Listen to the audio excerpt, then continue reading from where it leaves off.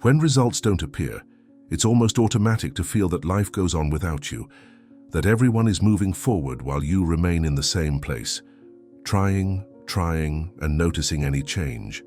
Just one particularly difficult day is enough to make everything colorless and lifeless. And then the thought arises that perhaps there's something wrong with you, or that perhaps you've already reached the maximum of your potential for growth. But this feeling is not defeat. It is merely the weariness of striving for a long time without seeing results. Marcus Aurelius knew this well. Even as emperor, he wrote about days when he woke up without energy, about slow times, about moments when everything seemed too difficult. He dealt with wars, losses, and illnesses, and yet he always found a way to move forward. Over time, he realized something simple: waiting for the will to act only delays things. What truly changes things is acting even when tired, even without knowing exactly where to go, because standing still hurts more than taking a small step. That's where these ideas come in. They are real-world practices, designed for everyday life, tested through experience, that help to free the mind, find direction again, and regain strength that seemed lost.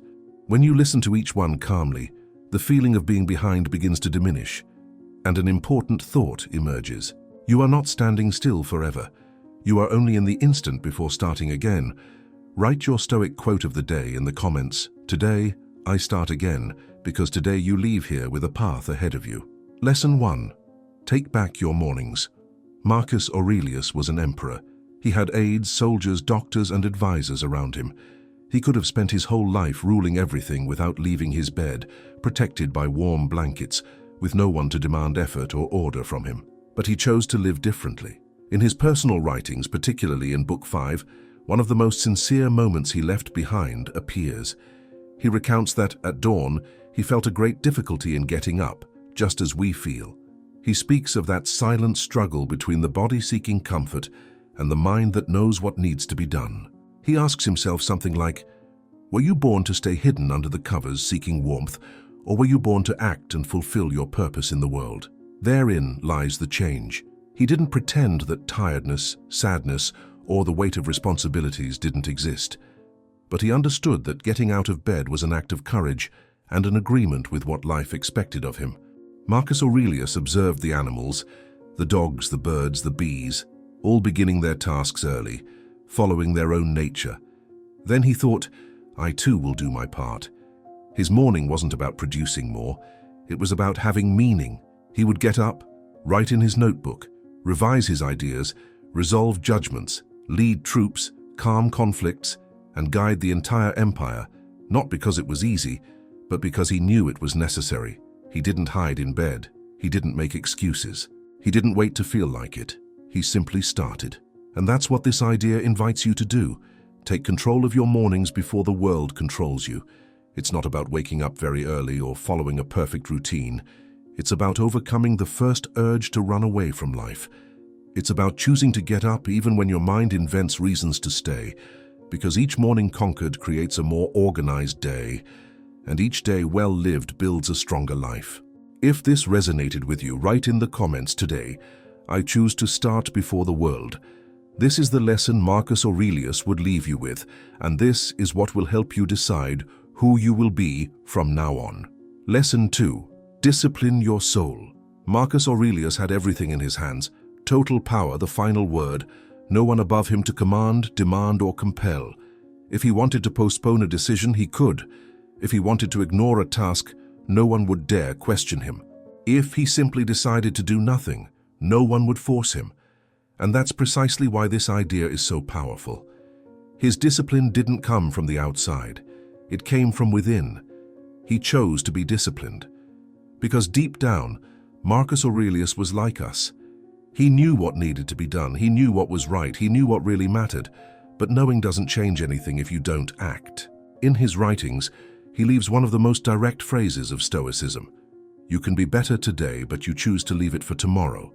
This phrase is unsettling because it shows exactly how we act. We say we'll start the diet on Monday, clean the house on the weekend, write the book when we have time, save money when things get better. We don't say we're going to give up. We say we're going to wait, and that's the danger. Because if you're not the kind of person who acts today, it won't be any different tomorrow. Tomorrow is just today, using a different excuse. Seneca, who taught Marcus Aurelius a great deal, said that all fools have something in common. They are always preparing to begin. They don't say no to what needs to be done, they just postpone it. And meanwhile, life passes by. Stoicism draws attention to a difficult truth. What needs to be done now. Not because the result will come quickly, but because action shapes who you become. Marcus Aurelius reminded himself that the value of action lies not in the future reward, but in the fact that acting transforms you into someone who acts. Discipline is this: doing what needs to be done even when you don't feel like it. Taking the right step, even a small one. Starting, even without enthusiasm. Taking responsibility, even when no one is watching. No one can stop you from taking the first step, but no one can take that step for you. Today's lesson is simple and hard. Stop waiting for the perfect moment. It doesn't exist. The right time is when you decide. Tell yourself, today I choose to do what needs to be done. Because discipline isn't about tomorrow. It's about who you choose to be now. Lesson 3. Accept what you cannot control and move on. Marcus Aurelius ruled an entire empire. He had authority over soldiers, lands, and choices that changed the course of many people's lives. Even so, he never had complete control over his own life. He faced death, betrayal, disease, war, sick children, uncontrollable weather, and difficult decisions that had no easy answers. He was an emperor, but he remained human. And that's what the Stoics teach us. There are things that are within your control and things that never will be. Accepting this difference is not a sign of weakness. It's a sign of growth. It's about stopping pushing closed doors. It's about ceasing to waste energy, trying to control what doesn't depend on you. Marcus Aurelius wrote about this feeling of being stuck, this weight on the mind when something seems to suddenly stop your life. A problem, a loss, a change you didn't expect. Even so, he repeated an idea that became one of the foundations of Stoicism. That which blocks one step also teaches the next step. What appears in your path becomes part of the path. He wasn't saying that nothing can stop you. He was saying that nothing can prevent you from choosing to act with character. Situations may close a road, but they never close all of them. Maybe what you wanted won't happen. Maybe the plan needs to change. Maybe someone got in the way. Or maybe life took you in a direction you didn't choose. This doesn't mean it's over. It means there's a decision to be made. Fight against reality and suffer, or adjust and grow. Stoicism is learning to find a way out where there seemed to be only a wall. Someone can provoke you, but they can't force you to lose your temper. Someone can block you, but they can't stop you from looking for another way. Someone can delay you, but they can't stop you from learning. Life may close doors, but it almost always leaves a hidden opening, and that opening is often within you. No one can stop you from practicing patience, courage, creativity, discipline, or forgiveness. No one can stop you from changing course, rebuilding yourself, starting over, growing or transforming difficulty into preparation. As Marcus Aurelius realized, what is beyond your control does not define who you are. What defines you is what you do with it. The obstacle is not the end. The obstacle is the training. Today's lesson is clear. Accept what is beyond your control and use well what is within your control. If this resonated with you, write in the comments. Today, I choose to transform the obstacle into a path, because that's the Stoic perspective that changes everything. Life doesn't stop you from moving forward. You decide how to continue. Lesson 4.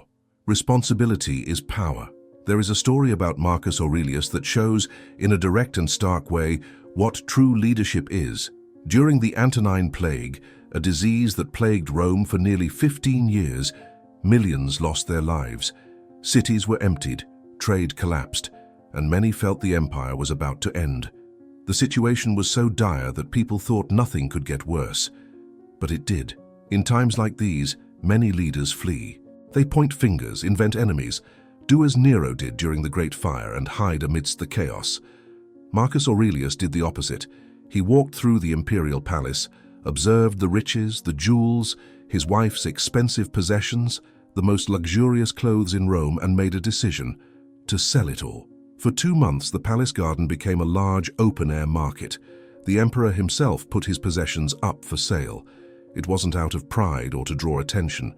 He did it because Rome's economy needed help, and he refused to live in comfort while the people suffered. With this gesture, he sent a powerful message without saying a word. I am no more important than others. The greatness of this act wasn't in the money raised, but in the value it demonstrated. True leadership isn't about having advantages, it's about assuming responsibilities. It's like a boss who accepts a lower salary to avoid firing their team. It's like a player who changes their contract to help the team. It's like in the Marines where the leaders eat last, because those who lead must serve before being served. Marcus Aurelius himself speaks of the Spartans in his writings. When they received visitors for a meal, they would place the guest in the shade in the coolest place and remain in the sun, accepting the discomfort. That is greatness, that is character, that is ethics, and that is why Marcus Aurelius's name has endured for so many centuries. He did not lead through power or appearance, he led by example. He put the people before his own well-being. He carried the burden that he could have passed on to others. For the Stoics, leading is not about commanding, it's about supporting. It's not about sitting on the throne, it's about accepting the sacrifice. It's not about being served, it's about serving. Today's lesson is simple, yet profound. When something depends on you, take responsibility. When someone needs you, be there. When the situation calls for maturity, deliver maturity. Today I choose to lead by example, because responsibility is not a burden, it's an honor, and that's what defines the truly great ones. Lesson 5. Stop giving power to anxiety. It's easy to think that being emperor would be comfortable. Many people ready to obey, opinions constantly sought, important decisions in your hands, and immense power. But there's a more honest way to look at it. Being emperor must have been very burdensome. Think of the weight Marcus Aurelius carried inside. One mistake could cause deaths, loss of land, the end of agreements, or the start of wars. He buried many children, lost many of the children born to him, and yet they expected him to continue leading, to be strong, and to think calmly. Meditations. There's a very painful moment when he talks about a sick child, with a fever, coughing, weak. Then he writes to himself, "Don't let your mind wander, don't imagine the worst." He said this not because it was an exaggeration, but because he had real reasons to be afraid. He had already lost other children in similar situations. Even so, he remembered what really mattered. Anxiety doesn't stem from what happens, but from the story we tell ourselves. Marcus Aurelius knew that living in anticipation of tragedies robs us of the only thing we truly have, the present moment. And then comes one of the strongest phrases, "Today I escaped my anxiety." But he corrects himself immediately afterward. "No, today I freed myself from my anxiety because it was inside me." That's the main point. It's not the situations that create anxiety. It's us. What everything that worries you has in common is always the same. You. It's your attachment, your expectation, your desire to control what cannot be controlled. Do this exercise now. Think about the things that make you anxious. Problems, people, situations, doubts, bad things that might happen. What do they all have in common? You wanting everything to go your way, trying to predict, fix, avoid, or control what is beyond your control. It is this attempt that creates pain. Stoicism teaches that anxiety arises when you live in the future and forget the present. This is what Marcus Aurelius wrote while his son was ill. Here and now, he is well. Stay with him now. Don't get lost in what might happen later. Be where life is happening. You only feel free when you let go of the need to control, when you accept that the future is not yours, when you choose to live what is real and not what your mind creates. Today's practice is simple and difficult at the same time. When fear tries to take you away, come back, breathe, observe, and stay here, not in tomorrow that might go wrong, because anxiety depends on you, and only you can choose to let it go. If this idea made sense to you, write in the comments, "Today I choose to return to the present." This is how your liberation begins. Lesson 6. You will always encounter difficult people. There's a very common misconception when we think about the past. Many people imagine that the ancient world was more peaceful, more polite, more respectful, but it wasn't like that. Marcus Aurelius's time was difficult, noisy, full of conflicts, gossip, injustices, and people as complicated as those who exist today. He lived with all of that in the same way you do now. Right at the beginning of the second book of Meditations, he wrote one of the most honest reflections in philosophy. Upon waking, he reminded himself that that day he would encounter people who were overly curious, ungrateful, proud, deceitful, envious, and aggressive. He did this early in the morning. Why? Because he understood that the problem wasn't the way others behaved, but being caught off guard by that way. The most important part of this idea isn't the list of flaws, but the hidden warning within it. Don't expect people to be perfect. Don't expect the world to be simple. Don't expect life to be soft and painless. At the same time, don't let the harshness of others change who you are inside. Marcus Aurelius knew that every difficult person is a living test of your way of thinking. He understood that the challenge lies not only in the situations, but also in the people who appear in our path. And he knew something even deeper. The challenge is the path itself, because it shows who you are when your patience is put to the test. It's easy to be fair when no one provokes you. It's easy to be kind when everyone is polite. It's easy to stay calm when everything helps. But virtue is born when that doesn't happen. A difficult person doesn't appear to bring you down, but to test your firmness. They don't show up to ruin your day, but to remind you that your character doesn't depend on the moods of others. They are the test. You are the answer. Marcus Aurelius said that these people play their role. Their role is to annoy, to cross boundaries, to provoke, to act without thinking or unfairly.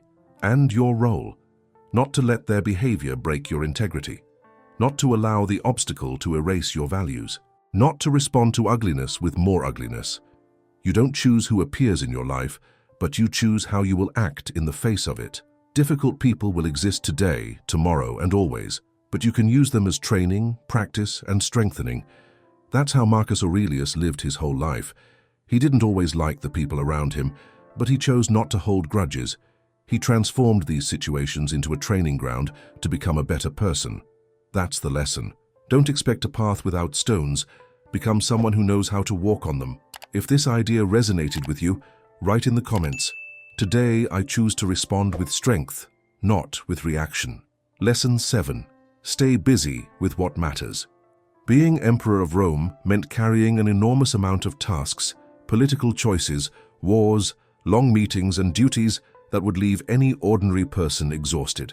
Marcus Aurelius had many reasons to always be busy, but even so he realized something that almost no one else does.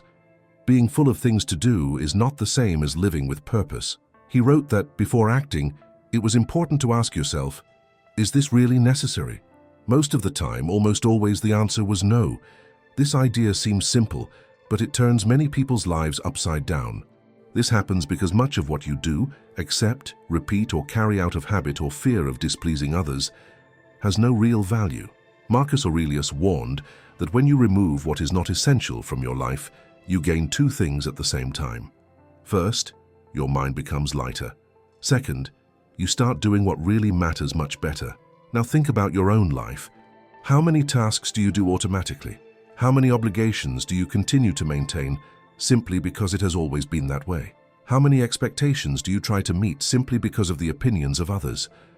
If you knew you only had one more year to live, how many of these things would you continue doing?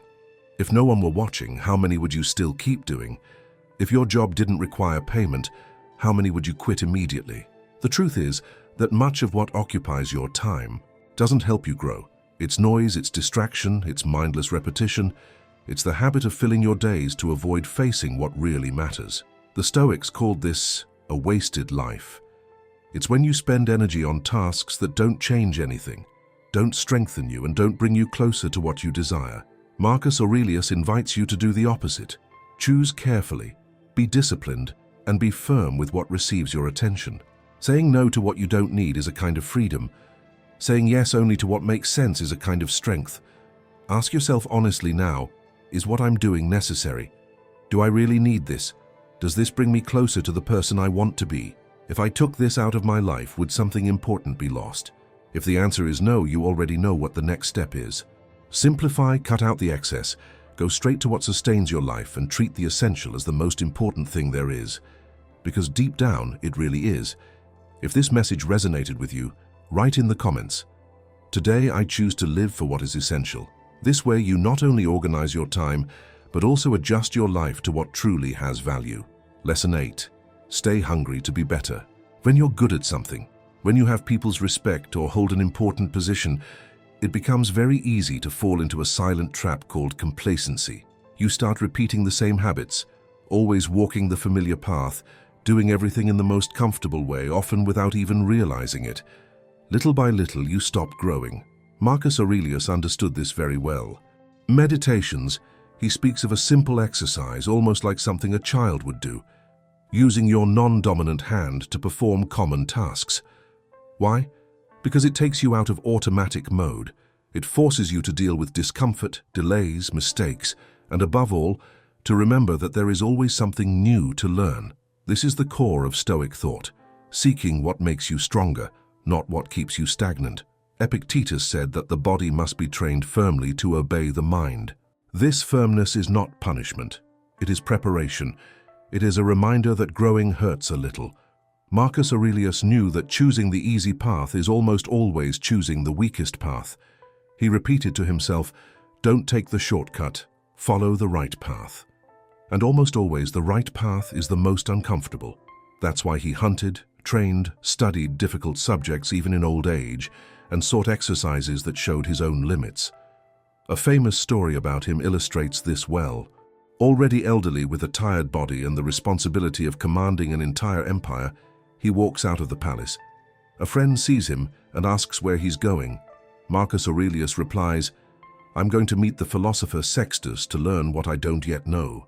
He could have summoned the philosopher to the palace. He could have said he was too old, too tired, too busy. He could have used the weight of the empire as an excuse. But he chose to remain a student, even being the most powerful man in the world. This decision keeps anyone humble, keeps curiosity alive, and keeps the mind young, attentive, and awake. And that's what you need to take away from this story. Don't wait for life to push you towards challenges. Seek challenges that make you grow. Leave your comfort zone intentionally. Enter into discomfort with intention. Exchange certainty for learning. Exchange pride for the courage to start over. When you stop challenging yourself, you stop evolving. When you stop evolving, you begin to weaken. When you weaken, you lose brilliance, strength, and clarity. Therefore, the Stoic question is simple, direct, and powerful. What do I still not know and need to learn? If this message resonated with you, write in the comments, "Today I choose to grow." Because growing up doesn't happen by chance. It's a choice made every day. And it begins when you decide not to live only on what you already know, but on what you can still become. Lesson 9. Stop trading with your old standard. There comes a point when you need to stop treating your own habits as if they were opinions. Because your old pattern doesn't converse, it dominates. It appears when you're tired, when you've had a bad day, when no one has seen your effort, and it always says the same thing. Just today. Just today you don't work out. Just today you don't write. Just today you don't organize anything. Just today you give yourself a break that deep down isn't restful. It just pushes you back to the same place. The problem isn't making mistakes. The problem is making deals with what weakens you. Marcus Aurelius didn't speak to his own body as if asking permission. He spoke as if governing. He knew that if you give total freedom to impulse, impulse leads you to comfort, and comfort, over time, becomes a prison. Stoicism calls this being master of oneself. Not because you become hardened, but because you become clear-sighted. You don't need motivation to maintain the minimum. You need a standard that is unquestionable.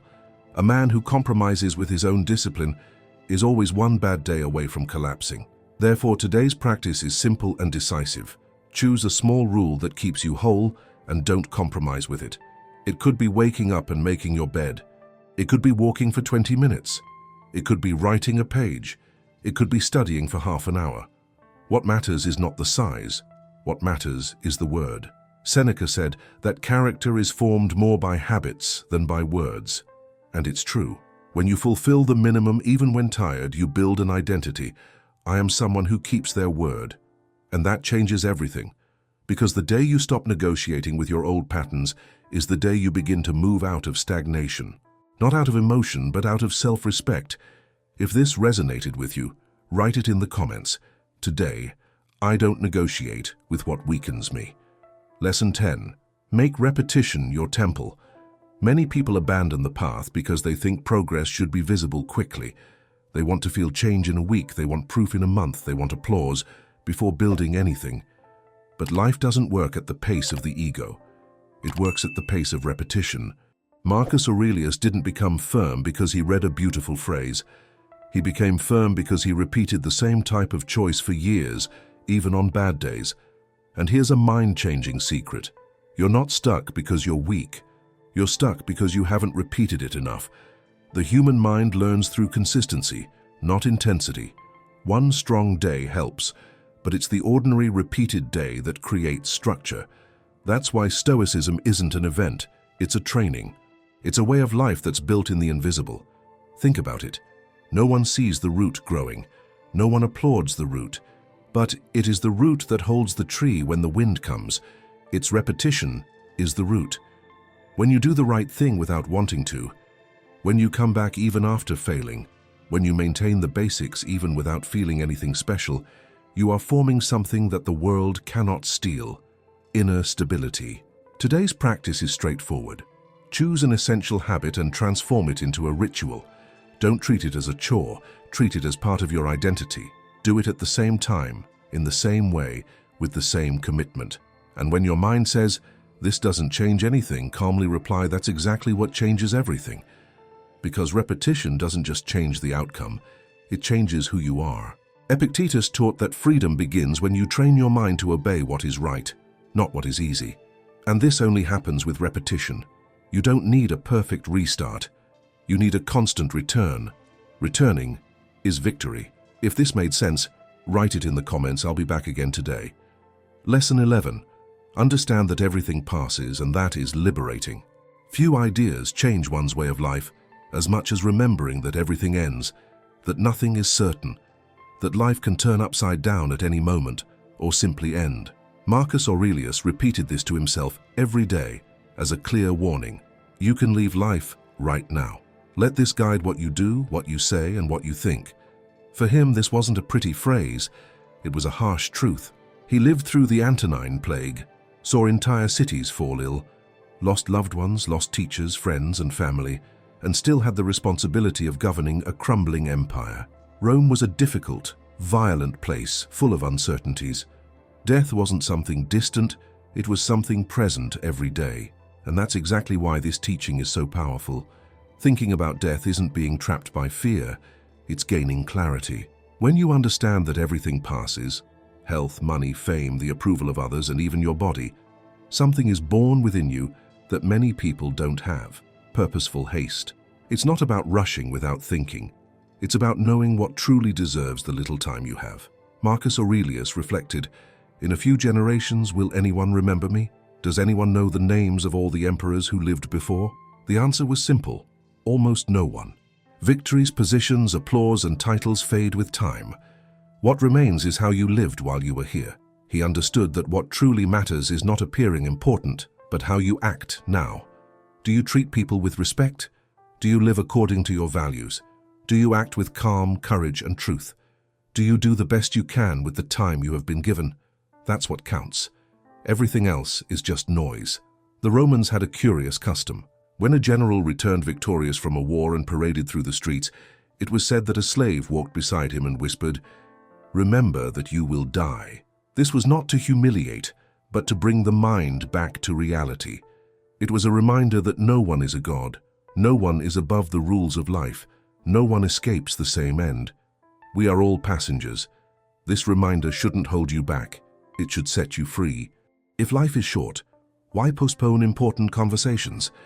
If life is short, why spend days on pride, anger, and vanity? If life is short, why live as if you have guarantees that never existed? The idea that everything passes teaches humility. You don't control everything, you don't have infinite time, you are not the center of the world, but at the same time, this gives you great strength. You can still choose what to do with today. That's what Marcus Aurelius meant when he wrote that remembering death should guide your actions, your words, and your thoughts. If you truly remembered every day that this could be your last, You would waste less time on petty arguments, on the opinions of others, on fear of judgment, and you would begin to take better care of those you love, of who you are, and of what you are building inside. The Stoic practice here is simple and profound. Bring the idea of death to mind not as a threat, but as a teacher. Before reacting, ask yourself, if this were one of my last days, would I do this? Before postponing something important, ask, can I really leave this for later? If this message resonated with you, write in the comments. Today, I choose to live as if time were precious, because it is. When you understand that life is fleeting, you stop living on autopilot and begin to truly live.